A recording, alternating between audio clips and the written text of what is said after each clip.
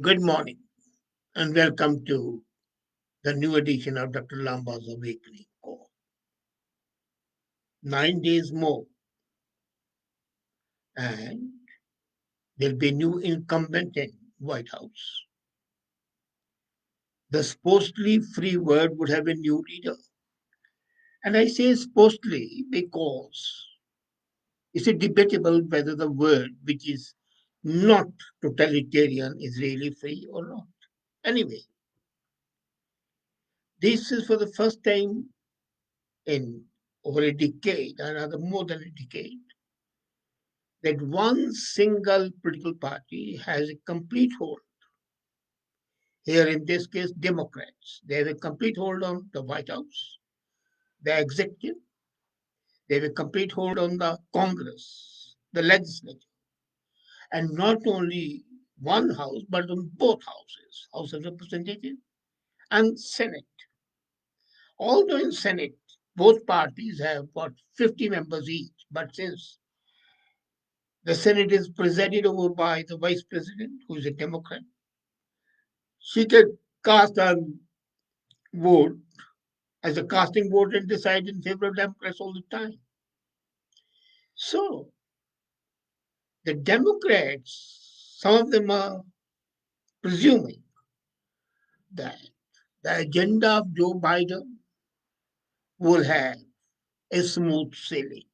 It should have normally because there'll be no objection. Again, supposedly from the legislature, whatever the White House recommends would be accepted, eyes closed by the Congress, and whatever resolution the Congress passes would be approved by the White House in the twinkling of an eye. That would be an ideal condition. But before I come to the reality, let me tell you that this control of the three White House, House of Representatives, and Senate is a negation of the basic concept of balance of powers.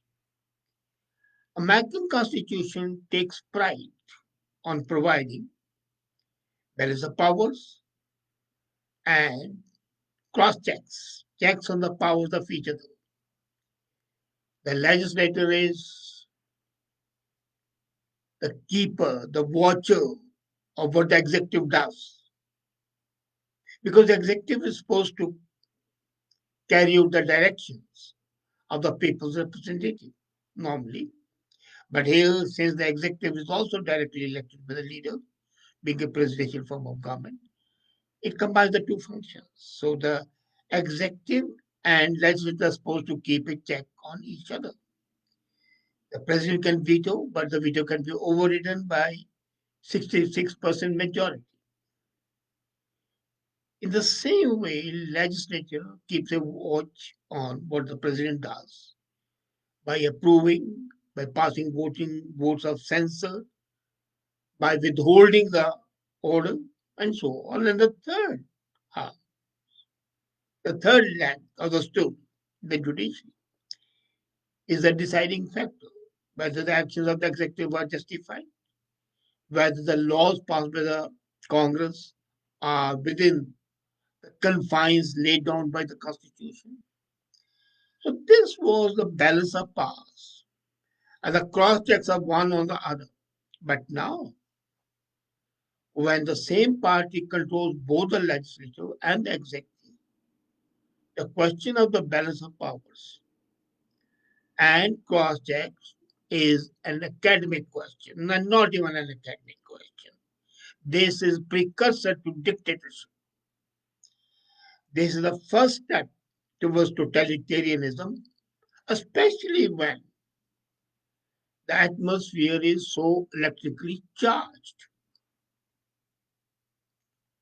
Now, the question is that given the situation as it is, there is no balance of power and there will be no cross checks. Democrats, would they be successful in carrying out whatever they have thought of?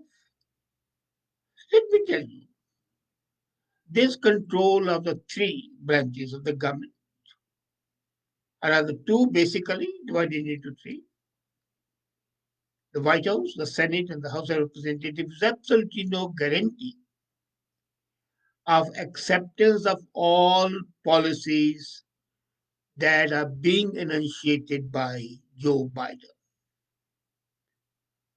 For the nonce, Biden is entitled to hum that famous song, Georgia on My Mind.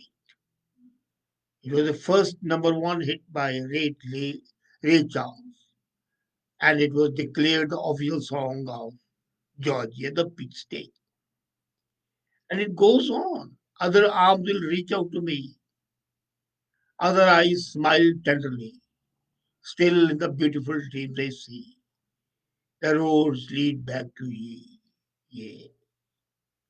Now, with the success of the senators from this peach state, has given a shot in the arm to the Democratic Party. And as I said earlier, in the last more than a decade, last time it was in 2009, before 2009, and now, once again, this party controls all. Majority Leader Mitch McConnell would not be the majority leader, and he would not be able to throw a spanner in the works of Joe Biden, especially after 12 o'clock on January 20th. Now let's come to that. Agreed that in the Senate, both parties have the same number, and the Vice President Kamala Harris having the tie-breaking vote is in there. Agreed that Chuck Schumer will be the next majority leader. Agreed that the Democrats will be appointed as chairman of the Senate committee and has the power to schedule a thing of the agenda as per their convenience. So with Schumer being there, Biden could find it easier to get his cabinet nominees approved, schedule meetings of the Judiciary Committee to process appointments to the U.S. Supreme Court should one of the nine justices die or leave. And yet there is a clear sound coming, and that is the opposition to Biden's progressive programs would be there in the Democratic Party itself. The opposition may not come from Republicans, which would be there, but the Democratic ranks themselves are not likely to accept it. The first thing that the policy is, let's take up what the aim is. Biden is embarking on what the analysts say is substantial expansion of the welfare state. What they are planning is $100 billion affordable housing trust fund, a 10 billion investment in transit projects in high poverty areas, increased access to Medicare by lowering the eligibility age, an additional public option while enhancing subsidies to Affordable Care Act, the formalization of a clean energy net zero emission target by the year 2050, and making the public colleges and the universities fee free for the people whose income is less than $125,000 per year.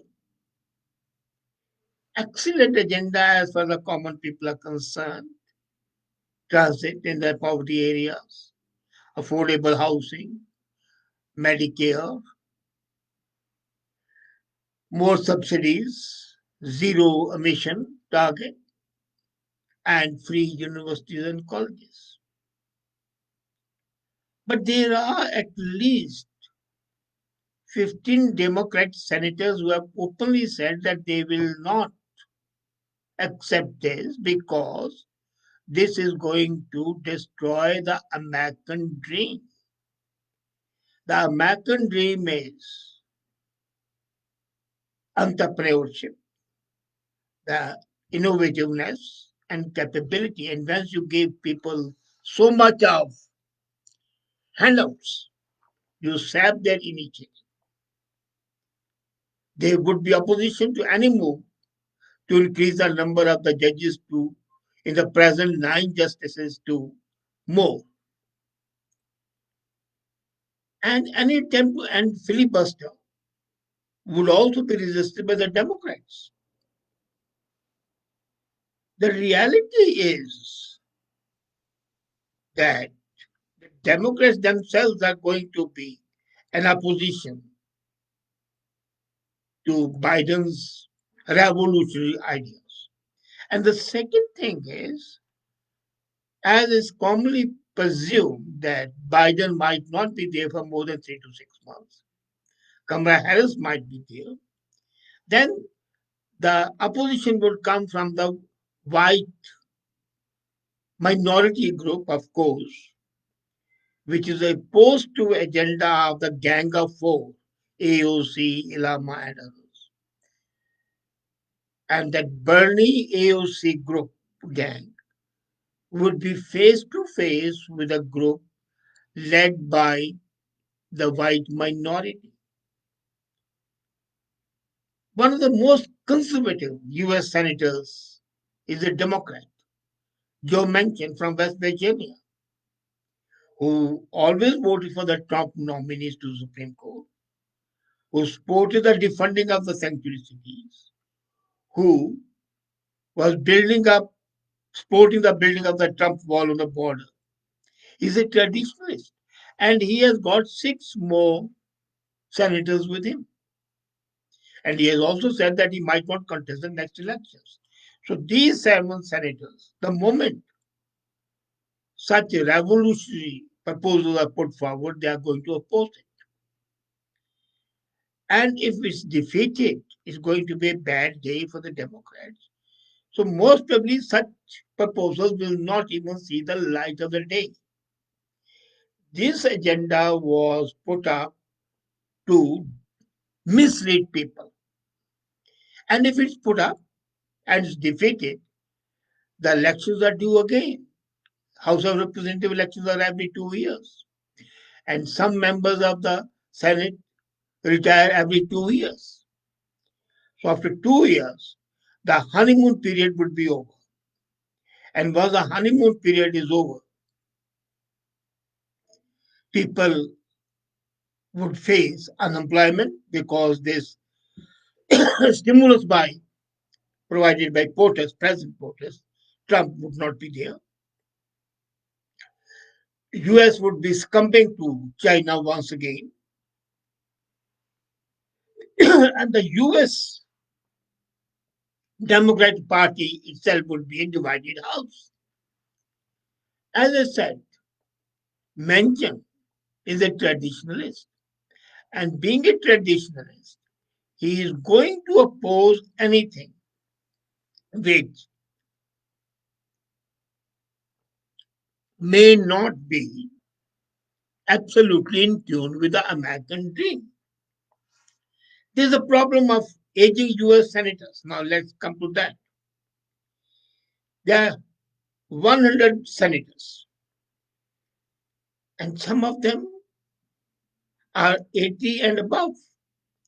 7 of 100 senators in are more than 80. Then some, like McConnell, 78. 25 senators and 65 and older. The minority leader, Chuck Schumer, is 70. So, who knows who is hit by corona or any other disease? And if some Democrats go to the other world in the next election, it might go to Republicans for the simple reason that the people in general want to keep a balance. They do not want to promote dictatorial tendencies which the present setup is showing. So, not only that, election would be there. The law stipulates that the replacement has to be from the same party. But there is a provision in holding special elections to choose the replacement. That's a problem. The Democratic Party leader, Joe Biden, should be thankful that the Georgian senators won by 0.4% votes. That's a very marginal win. And what happened can always be reversed. The other hit news is that the biggest problem, according to MIT Technology Review, there are 23,000 17-year-olds in Georgia who were too young to vote on November 3. But they come of the voting age on January 5, next day. So throughout November and December, the Democrats went to register those votes. But now the next survey undertaken by MIT was that these people thought and they were confused and they voted for the Democrats. So the biggest problem is going to be holding the Democrat rebels in check. If you remember, last time the impeachment proceedings were there, many Democrats voted against it, and Democrats voted in favor of the conservative judges. So all this is going to tell heavily on the agenda. Secondly, the agenda of Biden is contradictory to the democratic concept. It is now more colored by two factors. One is the Bernie's leftism, which promotes more subsidies, more handouts. Second is the gang of four anti-Israelis. That is going to be a big factor. And considering the fact that Biden term might not be complete term, considering the fact that Trump has not lost his charm, considering the fact that Trump's biggest achievement in the Middle Peace Accord is going to be in memory of the people. And he was the first president after Eisenhower who did not go in for a war. So these factors would ensure even the Democrats for their own survival, that they don't go the whole hog with Joe Biden. So most of the agenda might remain a pipe dream. Good to talk to people, but really people would be thinking, no, this is not acceptable. And if this is not acceptable, then what should be there?